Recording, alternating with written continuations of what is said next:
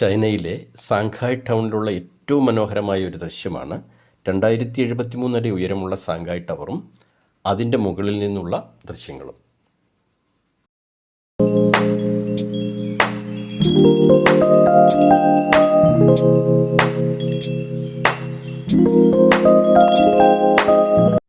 ഇതിൻ്റെ മുകളിൽ കയറുന്നതിനായി പിടിപ്പിച്ചിട്ടുള്ള ലിഫ്റ്റിൻ്റെ speed 20 metre second ആണ്. അതായത് നമ്മുടെ ഏകദേശം 6 നില 1 സെക്കൻഡിൽ.